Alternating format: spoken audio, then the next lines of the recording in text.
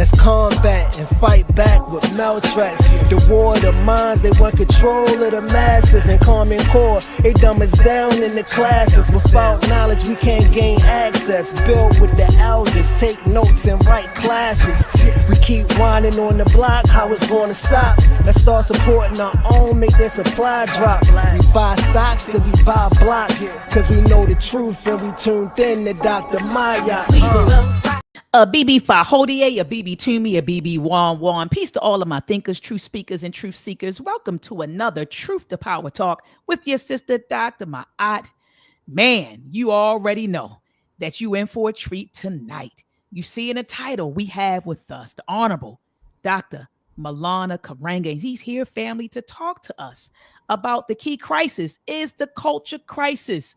Okay, and Dr. King's, because today is the federal holiday, the federal celebration of Dr. King's birthday. And so he's going to talk to us about the contributions that Dr. King made to the culture. Dr. Karenga, Habari Gani to you. How are you? Habari Gani. Hopefully Nikwena. Good to see you. Good to see you. When we say hopefully Nikwena means our concerns are for you. So we're fine. Our concerns are for you. Hopefully Nikwena. So thank you. It's good to see you again. Thanks for the invitation. Come and exchange with you and your followers, and just to talk about things about Black people that are beautiful and strong and resilient and resourceful. That's uplifting to me. Ashe. And thank you, Dr. Karenga, for taking time out of your busy schedule to come on, this platform to edify myself and also to edify my audience. So thank you for taking time out. Your energy, your time, and your wisdom is always valued and appreciated over here on this platform. Family, take a moment out to thumb up the show, thumb it up. I don't even like calling it a show, the discussion, the interview. Thumb it up right now. And also, family, share this discussion. Share it on all of your social media platforms. And lastly, family, subscribe to my YouTube channel, hit the notification bell so that whenever I go live, you will be notified. Dr. Karenga, I heard you on the radio, and you got to tell me about the brother. I forgot the brother's name, but you had sent out an email blast. You were featured on a radio talk show a couple of weeks ago where you initially talked about the crisis. The key crisis is the culture crisis. I forgot the brother's name. Dr. Ron Daniels. Dr. Ron Daniels. IDW 21st Century. Yes. Yes, mm-hmm. Dr. Ron Daniels. And I was blown away when I listened to the broadcast, but I wasn't surprised because that has been your message for decades. For decades, you have been telling everyone the issue is it's the culture. It's the culture. It's the culture. And remember, people, nah, man, it's not the culture. It's this. No, Dr. Karenga is that. And you were steadfast in your message that the key crisis is the culture crisis. And so now it's 2024. And you're sitting there standing strong, Dr. Karenga, as the person who was actually correct. The key crisis is the culture crisis. So Dr. Karenga, I first want to ask you, how did you come to that realization that the key crisis, was or is the culture crisis? Well, first of all, I created my philosophy, Kawaida, and this is out of my philosophy, Kawaida, which I define as an ongoing synthesis of the best of African sensitivities, thought, and practice in constant exchange with the world. And so what I want to do is base everything we do on tradition and reason. Tradition, what the ancestors taught us, and then reason. Is this applicable? Is this the best of our thinking, given our moral reasoning in our time and given the issues that we face in our time? So that's why it's an ongoing synthesis. It's open-ended. It's not closed system where you can't think, and it's in constant contact with the world, not isolation. Because we test ourselves, not simply in the conversation with our mother or father that's going to always reaffirm us, right? But going into the enemy's camp, right? Sitting at the table, putting your agenda down and speaking your special culture truth and making your own unique contribution to how the society and world are reconceived and reconstructed. So in the 60s, I came out of grad school working on my doctorate, came out to join the movement, right? And so the movement raised these questions about Which way do we go? Which road to revolution? Which road to freedom and liberation? We all agreed that liberation is coming from a black thing. But the question then became, what is black? How do we determine what is black, right? And we say black is color, culture, and consciousness. So the color we recognize everybody is black, right? But there's some dark white people. So we got to move to another level now, another area. And that's culture. And that's at the center of color and consciousness. Without culture, you can't trust your consciousness, right? So culture is at the center of all we do. And what is culture? Not song and dance that people try to do or wearing African clothes. That's part of it. But culture in its most comprehensive sense is the totality of thought and practice by which a people creates itself, celebrates, sustains, and develops itself, and introduces itself to history and humanity. And that occurs on at least 7 basic levels. Number one, their history. Second, their religion or their spirituality and ethics. Third, their social organization. Next, their political, economic organization. Then their political organization. Then their creative production, the art, the music, literature, dance, etc. And then ethos, the collective psychology that they achieve as a result of practice on the other 6 levels, in the other 6 areas. So when we talk about culture, we're talking about everything. As I said in the quotable Karenga, which was my first book during the 60s, was that we talk about everything. The way we feel, the way we think, the way we act, right? The way we aspire toward things, the way we understand ourselves, the way we make revolution, the way we wage liberation struggle is a culture act. In fact, I learned from Sekou Touré, Nana Sekou Touré, that even the liberation struggle is an act of culture because you have to have the values to make revolution in order for it to be even possible, let alone thinkable. And so that's what we said. We said the key crisis then in Black life. That first of all, let me say that we said that everybody program is necessary, but not sufficient. Oh. We're not sure that they're grounded in the views and values and the practices that come from that are most liberational, that will free us and aid us to be ourselves and to free ourselves in dignity affirming, life enhancing, and world preserving ways. That's how we thought of it. And we thought that, you know what, we need to teach that culture is a key crisis, but it's also the key challenge. And we say it's a key crisis because until we break the monopoly that the oppressor has on our mind, liberation is not only impossible, it's unthinkable. If you can't imagine revolution, you can't make it, right? You've got to be able to think it, to bring it into mind, and then you can practice it, begin to develop it, and so that it becomes successful. So that's the kind of thinking we did. And I'm reading both Haji Malcolm, who says that culture is a weapon in the struggle, and that we must recapture our heritage and identity if we ever to break, and I'm quoting him here, if we ever to break the bonds of white supremacy. So we have to have a cultural revolution, he said, to unbrainwash a whole people. And what is this? We don't say that much anymore, unbrainwash, or brainwash. But we used to argue that the white man, the oppressor, brainwashes us, make us think we're other than we are, hides our history, creates and cultivates historical amnesia in us, and makes us accept diminished conceptions of ourselves, right? And we argued that how we understand ourselves shapes how we assert ourselves in the world. If we have a diminished conception of ourselves, say a ghetto conception, instead of a world encompassing conception, then we assert ourselves as ghetto, and we will call ourselves the N-word and pretend it's some kind of camaraderie or recapturing it in another way. To try to clean up the N-word is like putting blue in a toilet bowl and imagine it's drinking water. Can't do it. It's something so damaged, you can't rescue them. You've got to reject them. And the N-word and the concepts that the oppressor impose on us have to be rejected. So we said we need a cultural revolution, an overturning of ourselves, overturning of the way we think, making sure that we study and ground ourselves in African culture. And so the key here is to constantly dialogue with African culture. When I say African culture, I mean continental African and diasporan African. I was just about to ask that, because Dr. Karenga, you had the young people coming up and they're like, African culture. I ain't from the continent. I was born over here. My family's from here. So what do you mean ground myself in African culture? So I'm glad that you said that. Yeah, and we mean African culture is continental and diasporan. And in addition, Dr. Mott, it is also ancient and modern. And people like, why are you going to go way back there? You don't ask the Jew or the Christian that. They're reading from old texts. Come on. Nobody ever asks, or the Muslim. They're reading from old text from another place.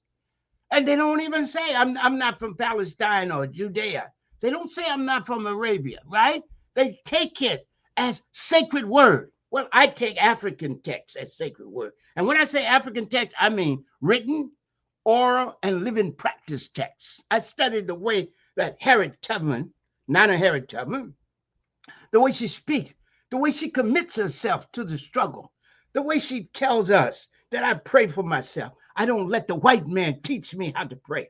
See, this is African culture, right? We don't name it that because the European made us alienated from ourselves, alienated from our true selves, and made us cultivate a psychological self that is isolated, alienated, and unable to appreciate their own divinity, their dignity, their capacity to create history and progress, their history of being the fathers and mothers of humanity and human civilization. That is not there. And it's not all the people, but it's enough to make a problem. I never want to condemn the whole of Black people. What I'm talking about is the problem itself. And you can discuss how permanent, how pervasive it is. That's another issue. And we've got to work with that. Let me interject really quickly, Dr. Karenga. So you said that when you mentioned Nana Harriet Tubman, right? You said that's African culture. Yeah. What if someone said, well, I think that that's African American culture? I wouldn't say that that's African culture. I would say that's African American culture. Well, why put African on it if you're not going to use it? Why we say African American if we're not going to use it? Right. Yeah. So the fact that we say African American already concedes. It already concedes. Got you. That we're African. So stop saying we're African. Just say we're American. And if you said Black American, where do Black people come from? Spain? Do they come from Iceland or Greenland? Do they come from Paris or London? Of course not. Right. The original home is Africa. We don't lose our name because we take a boat ride. Nobody else comes from a parent country and say, I'm not that. What we have to ask ourselves, not whether we're African, but how is it that we don't want to be? How is it that we don't want to say we're African? What is it going to do? Kill us? Right. Is it going to shame us? What is it going to do to us? We call ourselves Greeks, and you know we're not Greek. Right. They do. Hey, nobody. Now they say Black Greeks. Now they say Black Greeks, Dr. Karenga. But it doesn't matter. They say Greek. That's right. Greek. That's right. They do. Yeah, and they say African American, but they don't deny that they're American, even though they say an African. So we've got to show the contradictions and ask them, why is it so important of you to deny your origin? People get their identity from two sources, historical origin and social location. So we have Japanese American, we have Chinese American, we have Native Americans who were already there, right? So we always take the place you're from and the place you're at. That's how we do things. Let's face it. Tell me another way to talk about people in this country. Let me ask you this, Why is it that we don't want to talk about our origin? It's because the white man made us hate ourselves and hate our origin. And as Haji Malcolm said, you can't hate the roots without hating the branches. That's how. And so if you hate Africa, in the back of your mind is a hatred for yourself and the desire to be white, the desire to be white, not because you think it's better in terms of intrinsic worth, but it's better in terms of social status, that you won't be punished. You're hoping you won't be penalized, won't be punished, won't be oppressed. But that's fantasy. Throw away those illusions and prepare for struggle. Increase the struggle, right? Keep the faith and hold the line. The reality is that I understand why Black people color their hair yellow and bite their lips and cut their cheeks, and do all those other things that they do to disfigure themselves, those who do that, right? Right. And they do it, as I said, not because they like white and drink milk all day to get absorb white. No, that's not it. They don't want to be punished or penalized or oppressed for being other than white. And so they try to appease white people by trying to look like them, sound like them. That's why in my classes, I always talk Ebonics.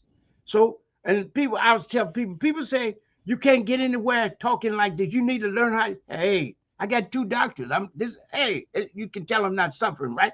I'm suffering from oppression, but I'm not suffering in terms of my ability to create. In fact, my embrace of my mother's tongue and the way she talked, because she talked like North Carolina, I talk like Maryland, because I was born in Maryland, Eastern Shore, with Frederick Douglass and Harriet Tubman.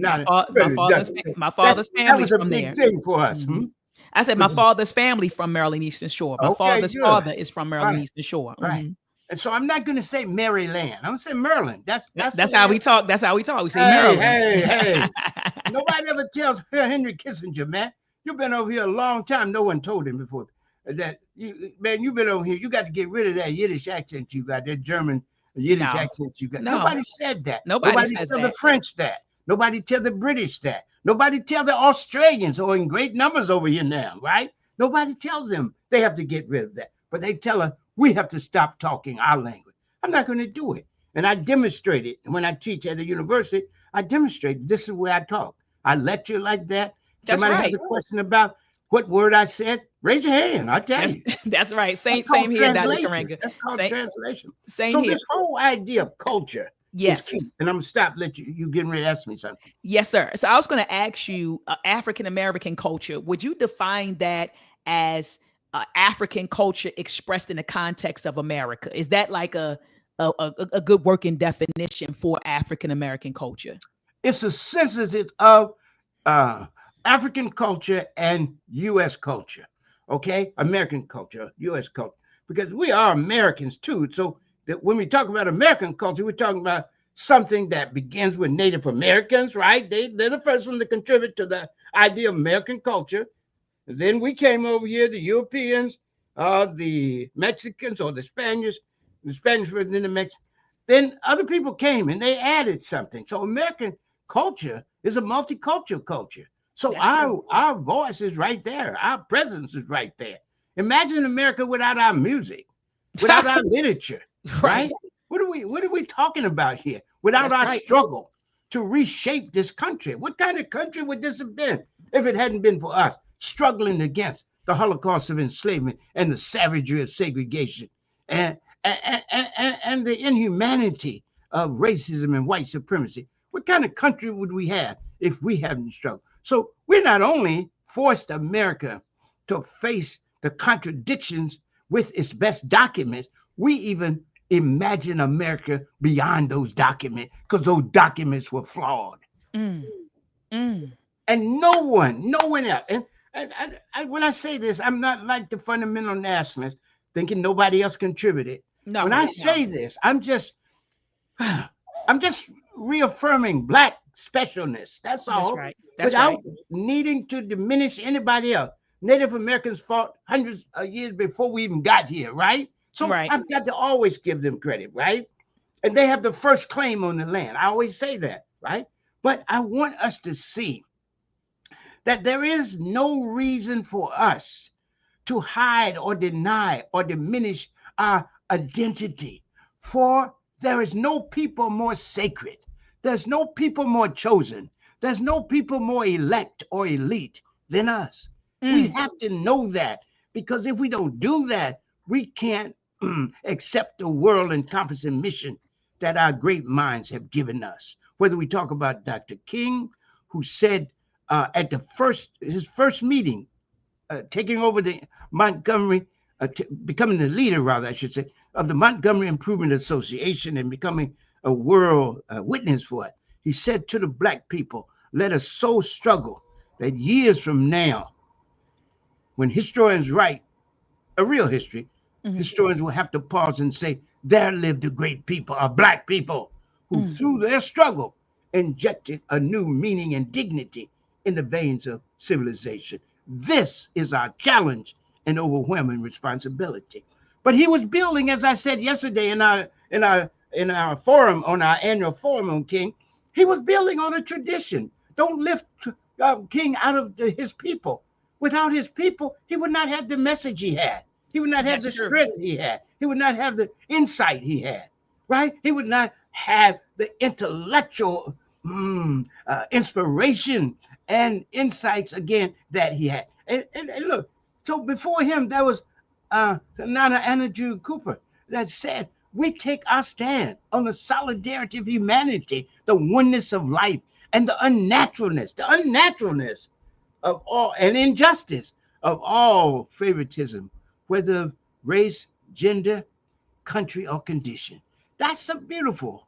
And then Haji Malcolm said, we belong to the rising tide of human history, and we are part of that tide of revolution that is reshaping the world. And we have to see ourselves as that, not as small, diminished, quote unquote, minorities, but part of a world majority that's actually reconfiguring power relationships in the world. And it's a long struggle. It's an unfinished struggle. And as Nana A. Philip Randolph said, freedom is never a final fact because we're always struggling to expand the realm of human freedom. And also, there's always some people that want to deny others what is their natural right. To be free is a natural right. As Haji Malcolm says, a God-given natural right. So I think that's important for us to remember this history. There's not one thing that confronts us that we can't find the basis for answering it in our own culture, whether it's AI or whether it's about how to raise our children, how to relate rightfully to the environment, right? How to teach, how to develop education. If we use Africa as a model rather than Europe, we have hope for ourselves. And that's what I do. I think this, I said this before, I think, on your program. And it doesn't, again, I don't want to diminish anybody else's contribution to what they're doing. But I don't know, and you can tell me, because you've had a lot of people I looked at before I came. I looked at all the great minds and deep thinkers you brought. Ashe. I don't know anyone that consistently uses Africa as a moral and spiritual idea and a social idea. That is, ask first and foremost, before we even speak, what does Africa think about this? And has evidence, refers to some text, oral or written, or living practice text that demonstrates their condition that this is African. What I see a lot of times, as you know, and I've said this on your program, Absolutely. is that, and I'm not being negative. I'm just telling you, I'm trying to draw a line between, you talk to me about culture. So I'm saying what is the core of culture is the dialogue with African culture. If you don't do that, then in fact, you're not being African, even if you claim it. So if you want to do yoga, but you don't have to say it's African. It's Hindu. It's Hindu. Why do we want to do that? Why do we want to do like the Europeans that claim everything we do, including breathe? You know, the Europeans, right, took everything around the world, because they went around the world. They took things from everybody else and then named it. Even the numbers they deal with. They won't give the Muslims credit for the numbers, right? But I mean, we don't do Greek numbers. We don't do Roman numbers, right? We do what they call Arabic numbers, or what I call Muslim numbers, because other people contributed to the mathematics. But there's also the Egyptian mathematics. And the mathematicians, I want them to go and talk about, and me and you have had this conversation. I want them to go and study Egyptian mathematics and try to figure out, how did they do something no other civilization with all its machines and technology has been able to do? Build a pyramid like that. What? How could they do that? And it had to be a mathematical thing. Now, some people get spooky and start talking about levitation and all that. Yeah, they do. We don't have any African texts that say that. Where did that come from? Ideas don't drop from the sky. They don't grow from the ground. They don't float in from the sea. So where did they get that from? Right? So I just asked you, can we dialogue with African culture? Can we ask it? It's written text. It's oral text. It's living practice text. Can we ask, how do we go forward from here?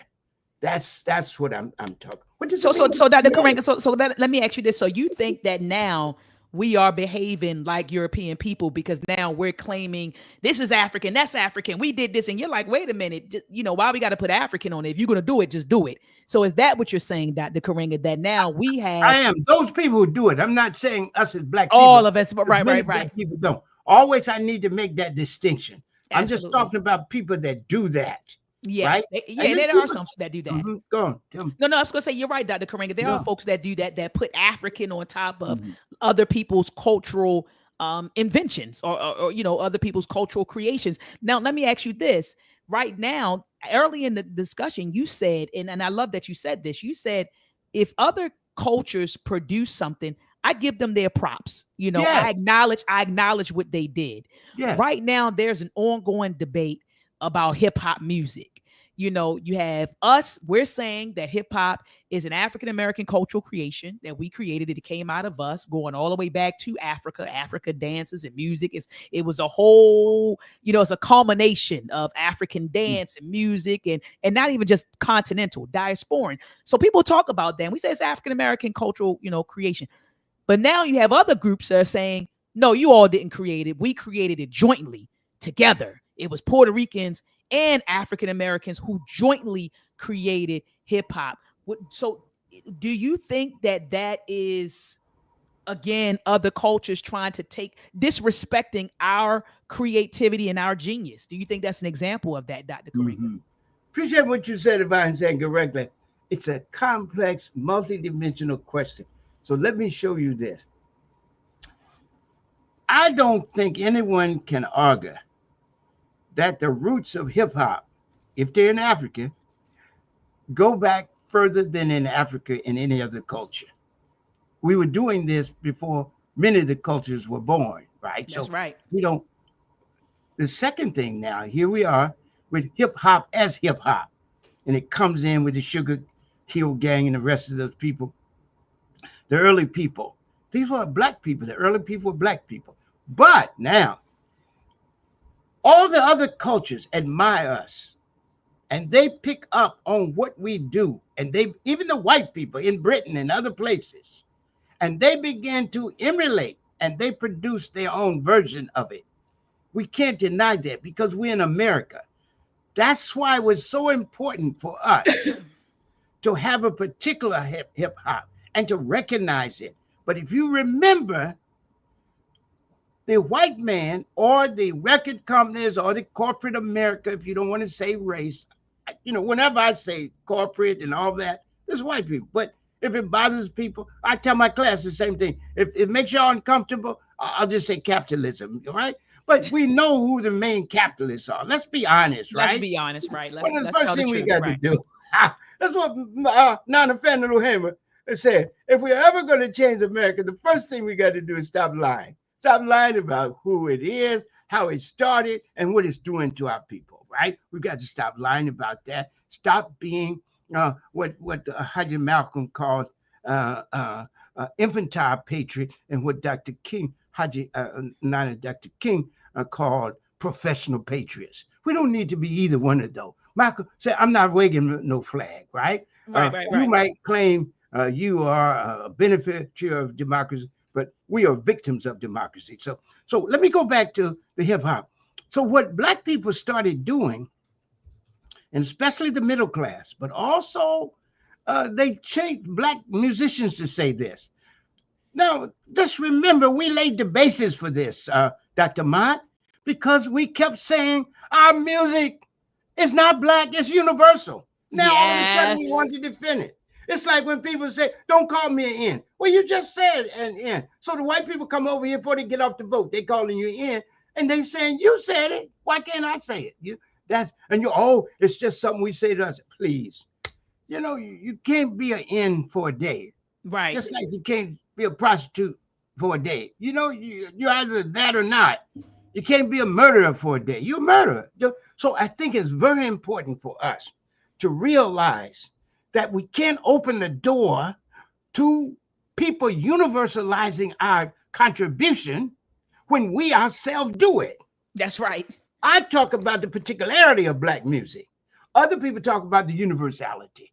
It is both particular and universal in that it speaks to the whole world, but it's our creation. But it's our and creation. We can never do that. But Same look, with Dr. King, Nana Dr. King, with Nana Harriet Tubman, with Nana Du Bois, with Nana Fannie Heyman, Nana Malcolm X, etc. All the great people, the great writers, and the great leaders, great artists, the great engineers, etc. These are our people. And though we speak to the world, we speak first to ourselves. We came out of this.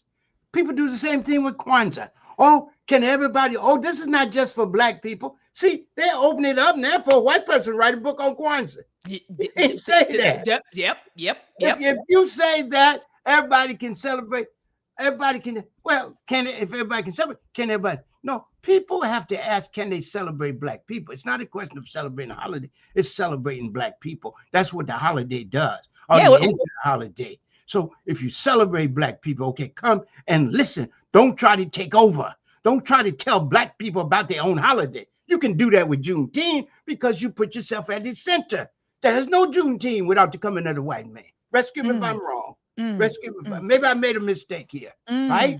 The reality is that it's a myth that comes over that somehow Black people are so unaware they don't see the tens of thousands, if not 100,000, Black people escaping to Texas, because Texas was the last holdout in the Confederacy. They're the last ones. And people would take their enslaved Africans there to escape the Union Army. And you mean to tell me Black people didn't talk to each other and say, hey, there's Emancipation Proclamation. There's a war going on. You're free. You think they don't know that? They know about Haiti. Why wouldn't they know? And this is in Galveston, a port city. This is how the African abolitionists got their information to different cities by putting them in the pockets of the sailors, and for the sailors to come and distribute it when they land. So I'm saying that I don't want a holiday that puts white people at the center of it and that we're waiting for them to come for we know we free. We're already free, and we don't come free with his announcement. That's when we free. When we throw them tools down, get off that buggy, and let that white boy and white girl drive themselves to that house of horrors they call home. That's when we're free. You said that absolutely. So you are opposed to people celebrating Juneteenth. What are you know? Well, no, I'm not opposed. Okay, so you're not opposed. Okay.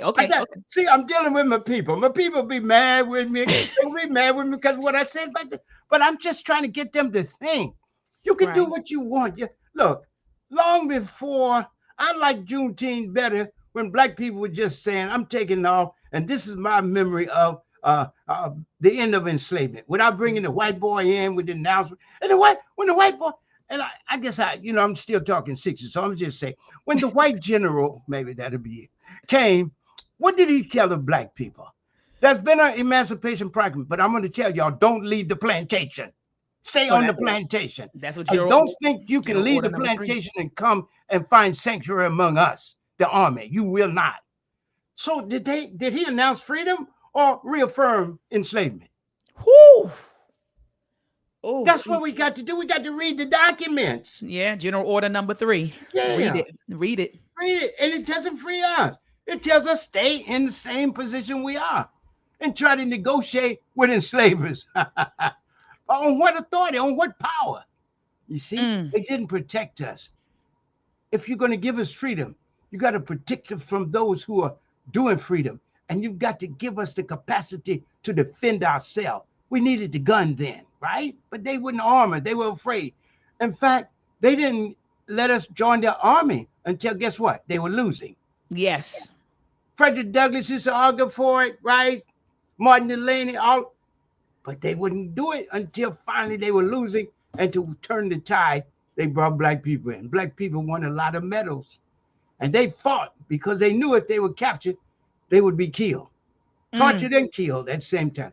So I'm saying all that to say, going back to our culture, and I wanted to just share with you, this whole idea about culture comes from Kawaida philosophy, which is what we call a revolutionary cultural nationalist philosophy. Cultural nationalist. we say culture nation. We are, Haji Malcolm said, a nation in a nation.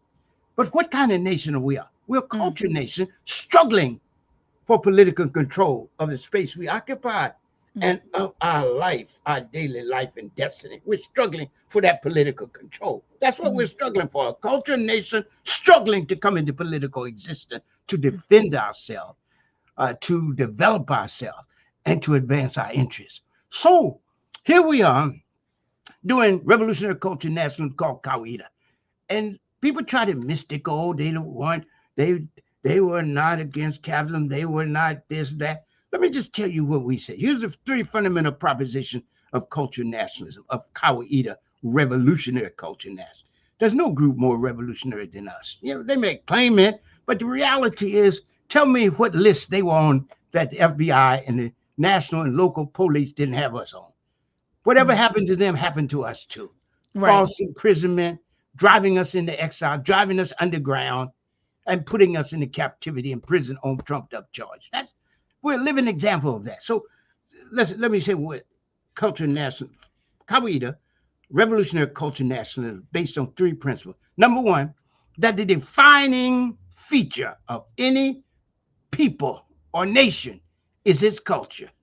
Everybody's defined by their culture. That's facts. Everybody's defined by their culture. Number one, that's the number one. The defining feature of any people or nation is its culture. Second, for people to be itself and to free itself, it must be self-conscious, self-determining, and rooted in its own culture. Facts. It can never be free if it's not rooted in its culture. Then the third thing is that the quality of life and the success of the liberation struggle depends upon us waging cultural revolution within, Dr. Mott, and political revolution without, resulting in a radical transformation of self, society, and the world. Now, this self is very important.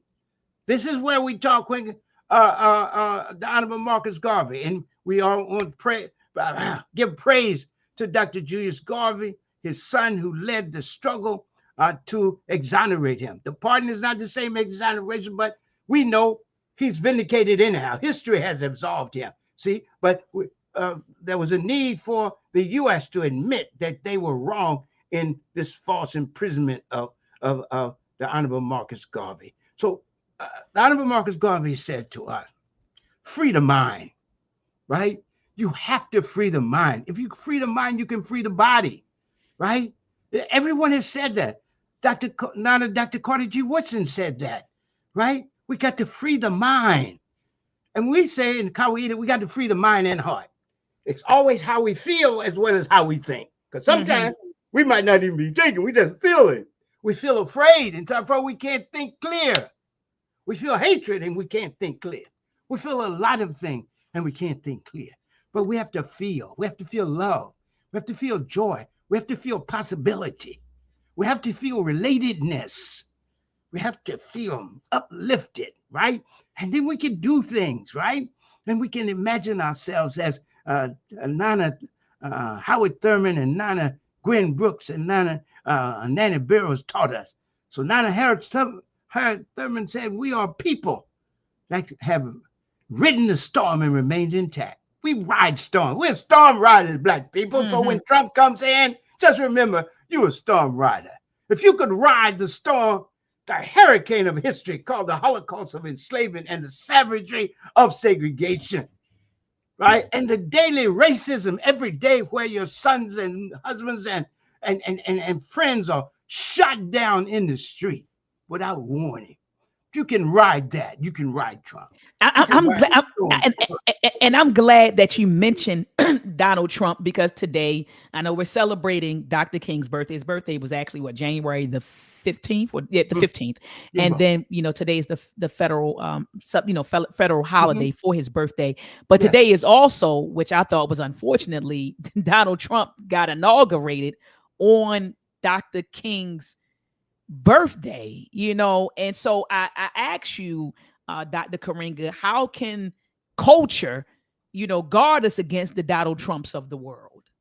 So let me finish this, and this is part of it. This is Okay. part of Oh, it. that's part of it. Okay. You Okay. have to deal with three things: identity, purpose, and direction. So I'm dealing with identity. Who are we? Who are we in history? We are first, Nana Howard Thurman tells us, people who ride the storm and remain intact. Second, Nana Gwen Brooks says to us, we conduct our very blooming in the noise and whip of the whirlwind. Imagine blooming in a whirlwind. I mean, and then third, Nana Barris tells us we're people who specialize in the wholly impossible. So the first thing you do is go into this struggle with what my friend and colleague brother, Dr. Molivera Santi called victorious consciousness. You have to have a victorious consciousness. We said the same thing in the 60s, but it's his, he's made it a central principle. And so we believe that's a very important thing. And so what I was just talking about, what Nana Thurman and Nana Gwen Brooks and Nana Barris talked about, they were talking about going into the battle with a victorious consciousness. Imani, faith. Look what the Odu Ifa said, the sacred text of our Yoruba ancestors, ancient Yoruba ancestors. It says they did not know that the battle was lost at home before they even went to the battlefield. Often we defeat ourselves by the way we think, by the consciousness, Dr. Mott, that we have about things. To have a bad consciousness or deficient consciousness, it's to already be partially defeated.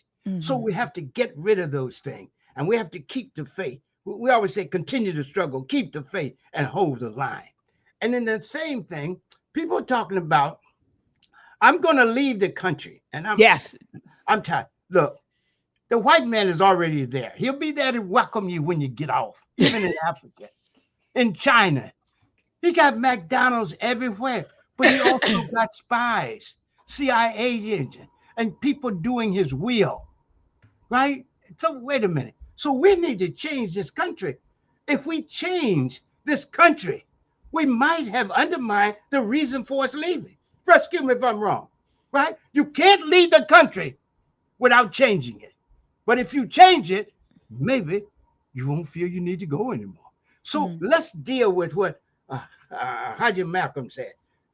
On your way out, try to do as much as you can do before you go, because we still got to deal with it, and we know what you're going to meet when you get over there. Maybe on the halfway across the sea, over the sea, or on the sea. So I think it's very important for us to understand that we must struggle here. Haji Malcolm said the battle, wherever Black people are, is a battle line. That whether you're in the north or the south, the east or the west, you and I are in a country that is a battle line for everyone. And we say, everywhere a battle line, every day a call to struggle. That's a us point. And we call our organization us. Number one, to reaffirm our commitment to our people, to us. Second, to demonstrate our opposition to our oppressor. And then third, to reaffirm our commitment to communitarian values, values that stress and strengthen family, community, and culture. And of course, the hub and hinge of this whole Kwanzaa holiday that we have and all of what we do, because Kwanzaa becomes a representation of what we strive to do. And that is the Nguzo Saba, the practice in Nguzo Saba, which is what I say. If you say you're going to move away, they say, oh, this is another thing. People, especially Black women, said, we done gave our heart to Democrats. They don't like us. We're going to build internally. I think that's important. If you don't go to the table in strength, you go as a petitioner rather than a negotiator. And we must, as we said in the Black Power period, we must negotiate from a position of power. And power comes in many ways, right? So we have to do that. So we need to build our community so that it is a self-conscious community, engaged in the issues that affect us. Here's another principle of Kawaida philosophy. There is no substitute for an aware, organized, and engaged people constantly involved in a multiplicity of activities to define, defend, and advance their interests. And so that's what we have to do. Build institutions, build relationships. Institutions last. Yes. Kwanzaa is What are the institutes that last from the 60s, right? The black ones, the black power ones. Where are they, right? So we Right. have Kwanzaa, we have the organizations, we have the African American culture, and we have a lot of institutions, but we need to link them. That's right. We need to link. This is the most important thing we can do now to meet the coming storm.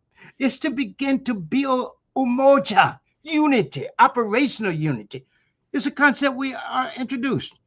I introduced it in our organization early in '65, but it became a national point in '67 at the first Black Power conference, where I told the people we need operational unity, unity in diversity, unity without uniformity, unity in principle, purpose, and practice. That's right. In principle, because you don't have any obligation to unite with people that are unprincipled, right? So you have to struggle with them to be principled. Second, we have to have a purpose. It's not enough just to be Black in color. We have to be Black in consciousness, in That's right. culture, in consciousness, right? Consciousness and culture. That's what we say. Black is color, culture, and consciousness. Culture is views and values and practices that result from those views and values. And consciousness is an active consciousness, bringing forth the best of your culture in the interest of African and human good and the well-being of the world and all in it. And so I think that this is important. I don't know how much more time we got, but I want to share with you a conversation about the sevenfold path of Blackness.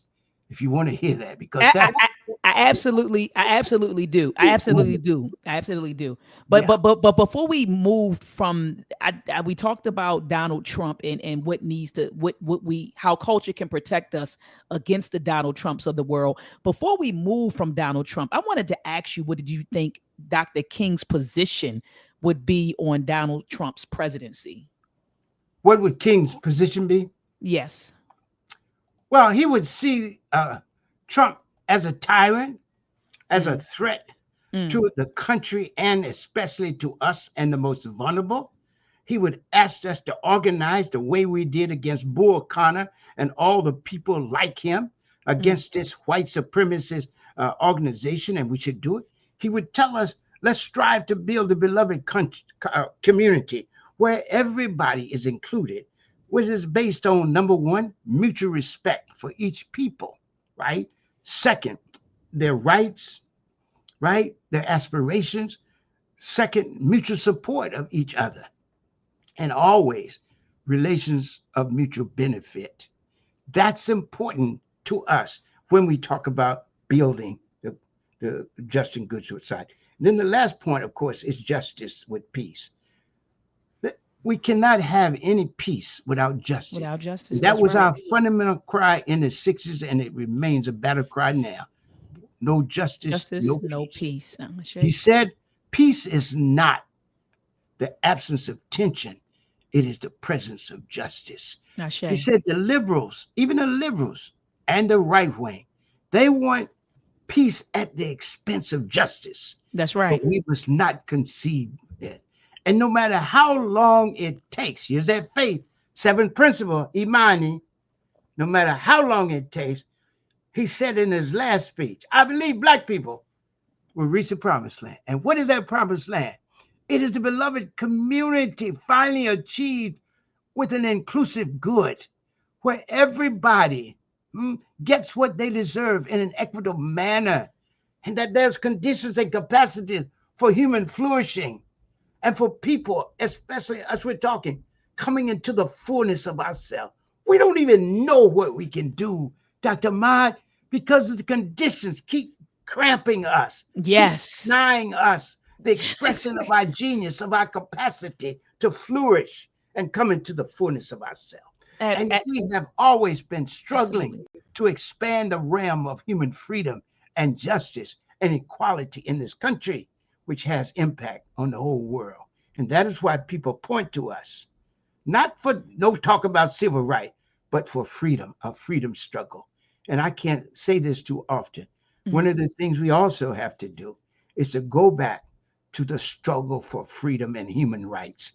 The civil rights Trump can take or do, but we must argue from a human rights position, as Haji Malcolm taught us, right? And that human right, he said, are God-given natural right. and we have to put those first. The government can't give me the right to freedom, right? I already have it. You got to stop denying me for having it. The right to life, the right to security, the right to free water, to food, right? It is a crime against the people and humanity to starve people the way people are being starved in the Sudan, in Palestine, in Haiti, in the Congo, the way they're being killed without conscience. Those are wrong. It's not a civil rights issue. It's a human rights issue. It's a human rights issue. Absolutely. And so we have to make sure our conversation and our consciousness, there you go, our consciousness is where it ought to be. Otherwise, we'll still be asking for a comfortable position in oppression. That was our mistake after the Black Freedom Movement. That's right. We renamed it. We renamed our history. Let the white people rename our history to the civil rights struggle, so that now, I can't say this too much. I've said this a million times, but I've got to keep saying it because it's so detrimental to us, because we're not fighting for civil rights. We're fighting for human rights, right? And so I want us to keep that. Look, and that means freedom is at the front. The second most important right after life is freedom. It's freedom. Haji Malcolm said, we can't even talk about justice or equality if we don't have freedom. How can you have justice in an unfree situation? How can you have equality in an unfree situation? It's impossible. Right? So we have to put freedom first, and we have to go back and require that our history be called what it is, the Black Freedom Movement. We had freedom songs, not civil rights songs. We said freedom now. We didn't say civil rights now. We had freedom rides. We didn't have civil rights rides. We had freedom schools. We didn't have civil rights schools. And I read an article the other day. We had freedom caravans, right? Freedom cars to pick the people up and keep them from being lynched and stuff. So I think it's very important for us to recapture our history because, Dr. Mott, as I teach in Kawaida, all reflection requires remembrance. If you lose your memory, Haji Malcolm said, you could actually lose your mind. And if you lose your mind, you lose your capacity to think. It's called amnesia or Alzheimer. That's right. And without that capacity to remember, you can't think of what you're going to say because you don't have anything to work with. And the European has done that to us, erasing our memory of freedom in the Black and the freedom struggle and what we actually fought. And they had a nerve enough in the latest article on the Honorable Marcus Garvey, Nana Garvey. I heard about that. They exonerated him. Biden exonerated him. Yeah, but I want to say this. Guess what they call Garvey? A civil rights. Here's a world leader, a liberation fighter, a liberation leader, a freedom fighter, a builder of the strongest Black nationalist project in history and the strongest Black project in history, covering the world in a Pan-African way. And they called him a civil rights leader. When did he ever talk about civil rights?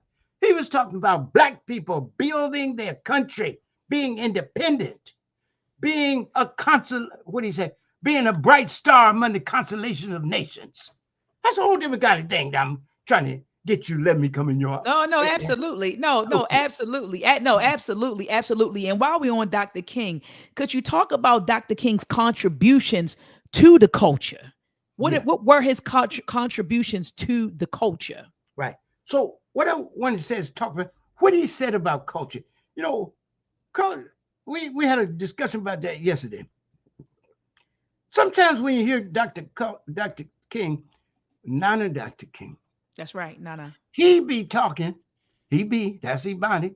He be progressive tense. We got progressive tense in Swahili and Zulu. So we say be doing. So he be sometimes talking about integration in such a way, it's like he's losing the culture. But he's a Baptist preacher, and he's deep in the South, and his teachers are Black before he even goes to college, right? He goes and he studies with great minds, and they teach him, and his mother and father teach him, and his community teaches him and embrace him. And he practices the culture. His imagery in his lectures and his sermons are black. They're black. They're not from the Vatican. They're not from the Episcopal Church. They're not. They're Baptist imagery from black people. And I just think it's very important for us to see him as a carrier of culture, Yes. of religious culture, right? And he's trying to use this religious culture as an instrument for freedom, an instrument for freedom. And he also is trying to shame America to live up to its best ideas and to demonstrate that it is being self-destructive by not doing this. And so he keeps our culture of resistance going, right? This is another thing. He contributes to the culture of resistance that comes from the very beginning when we fought and resisted not to get on this ship. We resisted ownership. We resisted when we hit the beach, and we've been resisting ever since. So he continues in that tradition of resistance, that culture of resistance, right? And then also spiritual grounding. You know, that means a lot to black people. We used to criticize it sometimes, you know, because it looked like spookism a lot of the time. People thought they could pray themselves into freedom. But we argued you got to fight yourself into freedom. This is how Malcolm taught that, right? That's right. Right. And so we believe that. We still believe that. You got to struggle. Now, the struggle can be any way you take it. When Haji Malcolm said freedom by any means necessary, he meant two things. First of all, what the oppressor makes necessary. If the oppressor don't come one way, if the oppressor comes, you know, just negotiating, we can negotiate. But if not, how you come, don't expect us not to respond similarly. Second, he meant freedom by any means necessary means what is necessary for the struggle for us to give to the struggle. The first is about the oppressor, but the second one is always about us.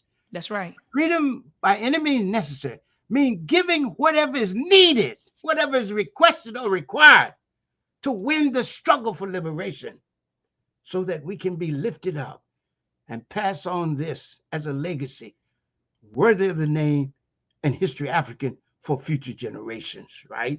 And so King was in that tradition. That's why I don't want to take him out of that tradition. Now, King also, toward the beginning, he was hostile to black power at first because, you know, we were like talking hard against the white man. You know, we're talking like Dessalines when he wanted to talk like Toussaint Louverture. You know? So King, you say he was resistance to it. He was. He thought he associated with violence. And see, this is the problem. In my book, my new book I'm writing, I've almost finished on Haji Malcolm X. Hope it be out for the centennial, the 200th anniversary of Haji Malcolm. I make a distinction between claims of violence and self-defense. You see, it's an unequal conversation to say King is for nonviolence and Haji Malcolm is for violence. No, King is for nonviolence, but Haji Malcolm is for self-defense. And that self-defense can be nonviolent or it can be armed struggle. Armed struggle, right? Notice I didn't use violence one time. You ever notice how the white man kills without conscience? He never says he's doing violence. He has the savagery of self-defense, right? He's lying. We're not. He's trying to oppress. We're trying to do freedom.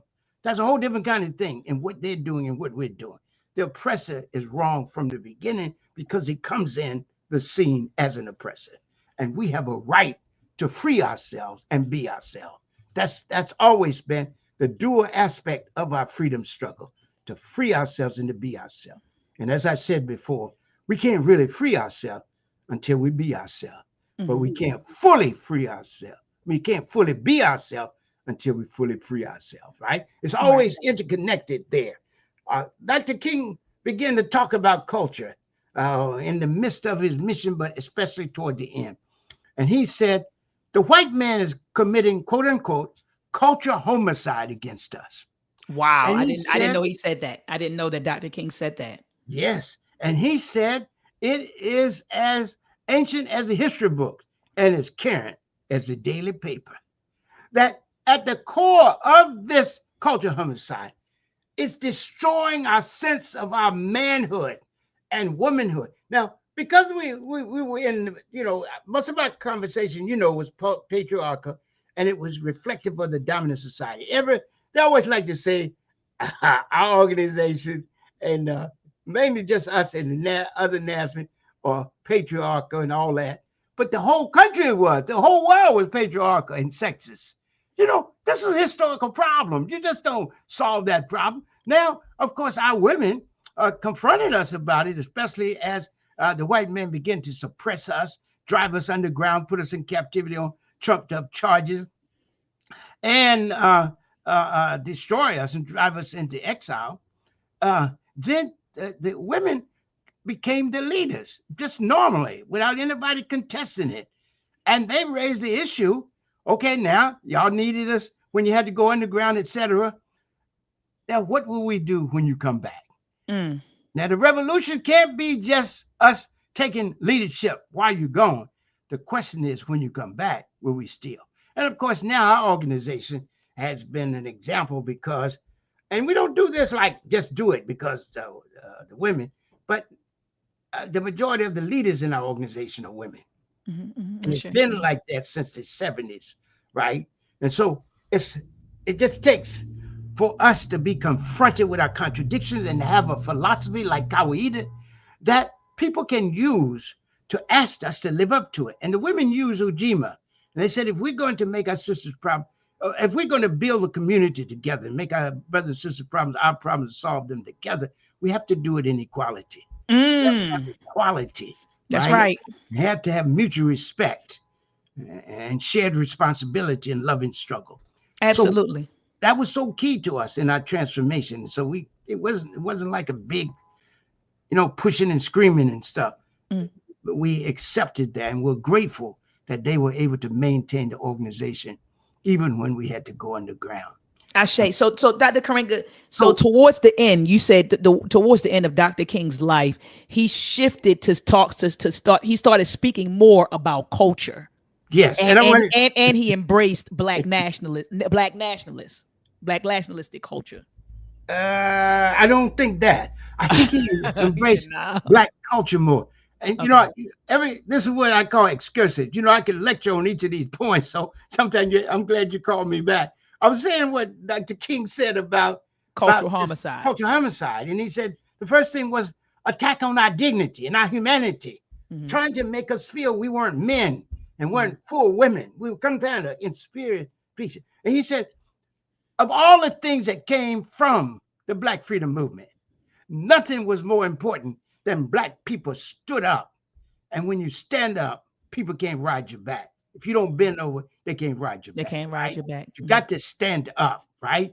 And so he saw that, this transformation of demonstrating our agency, our capacity to defend ourselves, to define ourselves, and to be satisfied with our own humanity, and to be what he called defined, to practice what he called, quote unquote, divine dissatisfaction with our oppression and with the character and course of this country. So he taught that. And the final thing he said in terms of culture is that he said the first thing we have to do, this is in his book called, Where Do We Go From Here? He said the first thing we have to do is reaffirm our dignity and our values.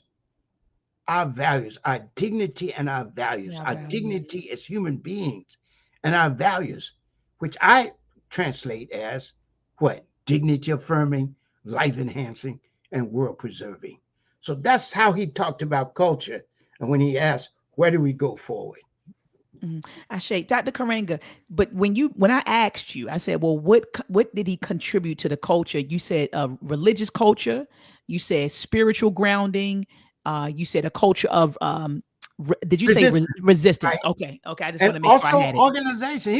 He was a good organizer. Well, really, not a bed resting and not elephant was a major organizer. But he gave. What about Ella Baker? What about Ella Baker, Dr. Karenga? Ella Baker, of course. Ella Baker and SCF. I thank you for that. That's very important. You did that. Ella Baker, Septima Clark, Fannie Lou Hamer, the rest of them. Yes. Are very strong. Yes, very much so. So yes, we don't want to ever leave the people who meant so much. No! I was saying I thought that Ella Baker helped him organize. I thought that she did. She's the one who helped found SNCC, gave SNCC. And in fact, people might not know it, and some people might even deny it, but I'm the one who chose the name Mfundi for her. Fundi for her. Wow. Fundi Wow. is a crafts person. It was a brother from SNCC that called me because he knew I knew Swahili. He said, we want to give her a nice name. And I said, how do you see her? He said, well, she's an organized, I said, well, but she's skilled in it. So we want to put skill to it. She's a crafts person. She makes an art out of organizing, right? And an art out of teaching. So Fundi is the word. Ashe. Ashe. Ashe. I want to end with this, Dr. Karenga. What is the connection between culture and consciousness? The connection between culture, because you mentioned culture, you mentioned consciousness. What is the connection between culture and consciousness? Culture is a foundation for us coming into consciousness. It's what our culture teaches us we are and have to be. Our culture gives us an identity, purpose, and direction. And all three of those are consciousness in expression. So culture first tells us who we are, consciousness of who we are in history and now, right?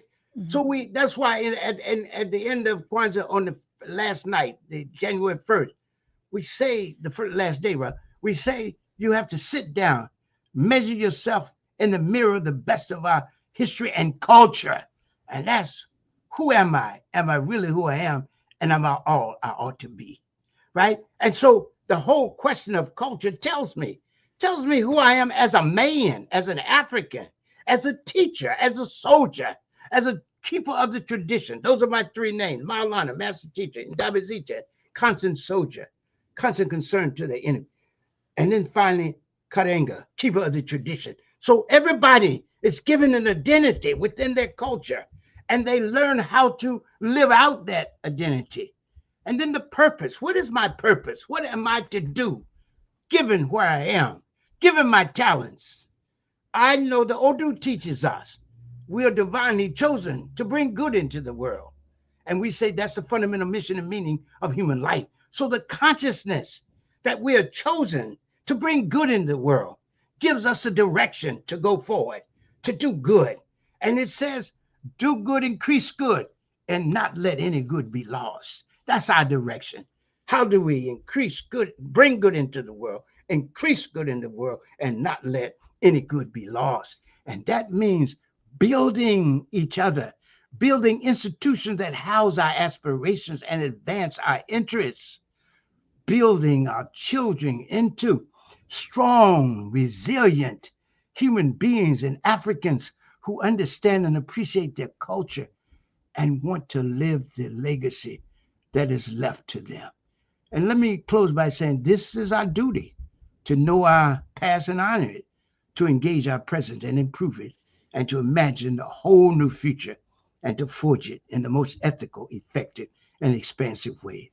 And this too, Black people, the ancestors tell us, urge us to continue to struggle, to keep the faith, to hold the line, to love our people and each other, to practice the Nguzo Saba, the seven principles, to be constant, to seek and speak truth, to do and demand justice, to be constantly concerned with the well-being of the world and all in it, and to dare help rebuild the overarching movement that prefigures and makes possible the good world we all want and deserve to live in and leave as a legacy worthy of the name in history African.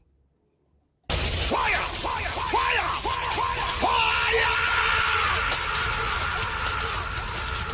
Woo! Dr. Karenga, I already knew that you were going to come on the platform and tear it up. I just want to thank you. I want to say Asante Sana. But I will say, Dua, thank you. Thank you for your time, your energy, your wisdom, Dr. Karenga. And Dr. Karenga, I'm looking forward to you releasing your book. Yes. when we celebrate the centennial of Malcolm X's birthday in May. I'm looking forward to it. I'm praying that you release it. I'm going to be wanting the number to grab a first copy, and I hope that you will come back on the platform to promote your book as soon as it is released, Dr. Karenga. I'll be glad to come back. That's one of my places I got to come to talk about the book and what it means to us as a people, as a way forward, I want to show for the first time ever, Haji Malcolm as a deep ethical thinker. And usually we think of just Dr. Martin Luther King, Nana Martin Luther King, as this person that thinks the moral way, but we don't think of Malcolm. We think of him as one that just criticizes the white man.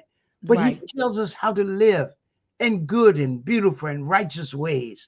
He tells us sometimes we are greatly unjust to ourselves, and to be just to ourselves, we have to love ourselves, and we have to raise ourselves. Self-raising in the context of community is his central message.